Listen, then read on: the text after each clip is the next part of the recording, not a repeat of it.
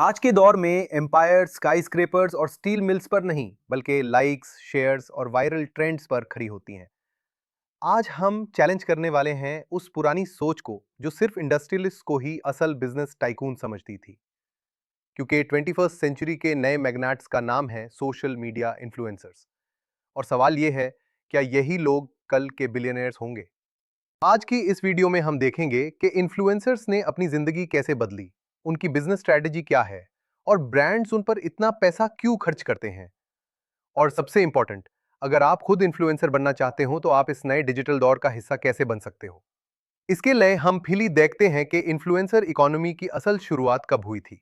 10-12 साल पहले तक लोग समझते थे कि यूट्यूब या इंस्टाग्राम सिर्फ एंटरटेनमेंट है, लेकिन धीरे धीरे ये प्लेटफॉर्म्स बिजनेस हब्स बन गए।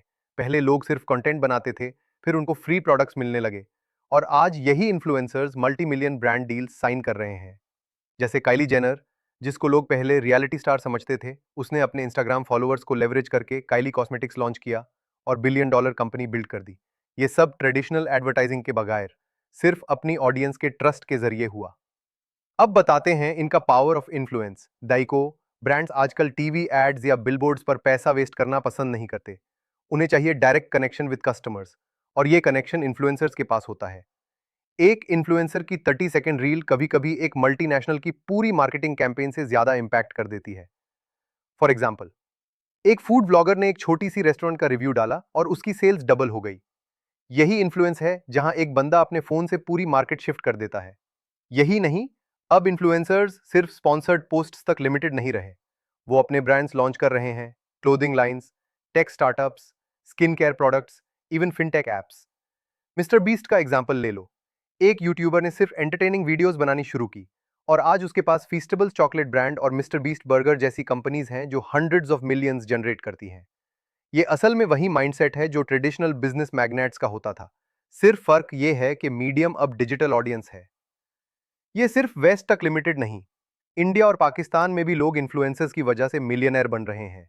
एक टिकटॉक स्टार अपने घर में सिंपल वीडियोस बनाता है और फिर उससे स्पॉन्सर्स मिलते हैं। इंस्टाग्राम और यूट्यूब से एफिलिएट मार्केटिंग, ब्रांड डील्स और अपने ऑनलाइन प्रोडक्ट्स के जरिए लोग करोड़ कमा रहे हैं। और सबसे बड़ी बात, इनकी ऑडियंस जवान है, मतलब फ्यूचर बायर्स भी यही लोग हैं, और इनकी लॉयल्टीज भी इन्हीं इन्फ्लुएंसर्स के साथ हैं। अब सवाल यह है कि क्या कल के जेफ बेजोस या एलन मस्क इन्फ्लुएंसर्स होंगे? रीस, मैं समझता हूं कि यस, मुमकिन है। क्योंकि जहां बिलियन डॉलर बिजनेसेस बनाने के लिए पहले फैक्ट्रीज और इंडस्ट्रीज चाहिए होती थी, आज बस एक ग्लोबल ऑडियंस और डिजिटल ट्रस्ट की जरूरत है। आपके पास अगर 10 मिलियन फॉलोअर्स हैं जो आपकी बात सुनते हैं, तो आप एक प्रोडक्ट लॉन्च करके उसको ओवरनाइट सक्सेस बना सकते हो। और यही पावर है जो इन्फ्लुएंसर्स को कल के बिलियनर्स बनाती है और इसको कंक्लूड करती है। तो अगले दौर के टाइकून्स बोर्डरूम्स में नहीं, बल्कि अपने स्मार्टफोन्स और रिंग लाइट्स के सामने बैठे होंगे। वो अपने एम्पायर लाइक्स और शेयर्स पर बिल्ड करेंगे, और यही रियलिटी है जिसे आप इग्नोर नहीं कर सकते। अगर आपको लगता है कि इन्फ्लुएंसर्स फ्यूचर के बिलियनर्स हैं, तो कमेंट सेक्शन में अपनी ओपिनियन शेयर करो। और अगर आप भी इस डिजिटल दौर में अपनी पहचान बनाना चाहते हो, तो शुरू करो अपनी जर्नी, क्योंकि आज का एक रील कल का एक एम्पायर बन सकता है।